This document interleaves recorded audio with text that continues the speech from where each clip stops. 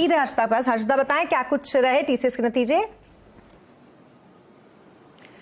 TCS की ये दूसरी तिमाही के नतीजे हैं, जहां पर मुनाफे का आंकड़ा हमारे सामने आ चुका है। 11,344 करोड़ ये आंकड़ा है। अनुमान था 11,162 करोड़ का, तो मुनाफा थोड़ा सा उम्मीद से बेहतर आता हुआ। लेकिन ध्यान दीजिएगा मार्जिन के आंकड़े पर, क्योंकि मार्जिन में एक बीट है।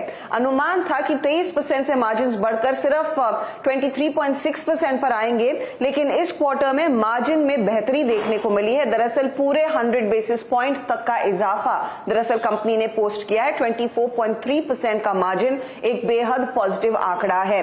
डॉलर रेवेन्यू के आंकड़े का मैं इंतजार कर रही हूं, क्योंकि रुपी रेवेन्यू दरअसल उम्मीद से थोड़ा सा फीका 60,160 करोड़ पर 59,692 करोड़ के आसपास ये आया है। लेकिन ध्यान दीजिएगा जो बायबैक है वो डिटेल सामने आ चुके हैं। मार्केट अनुमान लगा रहा था 18,000 करोड़ से 20,000 करोड़ तक का बायबैक कंपनी की ओर से आता हुआ दिखाई देगा।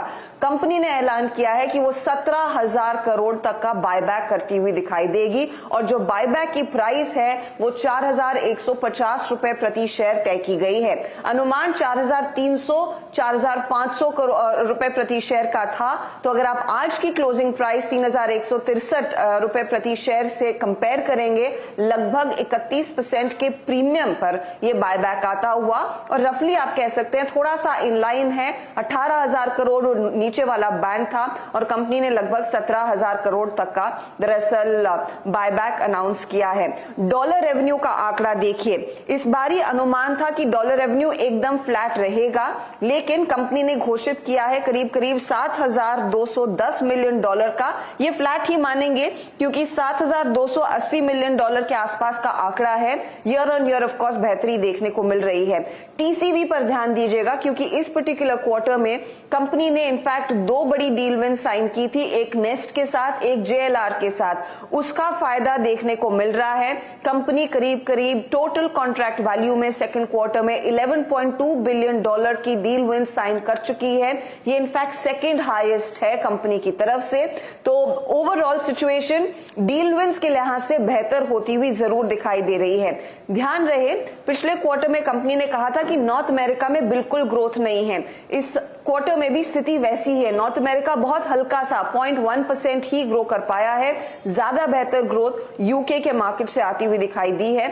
मार्जिन दरअसल उम्मीद से काफी बेहतर आप कह सकते हैं। डॉलर रेवेन्यू का आंकड़ा इनलाइन है, और कांस्टेंट करेंसी टर्म्स में अगर आप ध्यान दें, ये ईयर ऑन ईयर आंकड़ा है 2.8%। इनफैक्ट मैं क्वार्टर ऑन क्वार्टर आंकड़े का इंतजार करूंगी, लेकिन क्लियरली एक एवरेज क्वार्टर आप कह सकते हैं। अब देखना यह है कि यहां से आगे कंपनी की तरफ से क्या कमेंट्री में कुछ बेहतरी आती हुई दिखाई दे रही है या नहीं, क्योंकि अब तक बैंकिंग, टेलीकॉम इन सब में वीकनेस थी। कंपनी कह रही है दरअसल एनर्जी में ज्यादा ग्रोथ देखने को मिल रही है। हाईटेक सर्विसेज अभी भी दबाव में है, और बीएफएसआई सेगमेंट भी थोड़ा सा दबाव में है। शर्मिला जोशी हमारे साथ जुड़ गई है।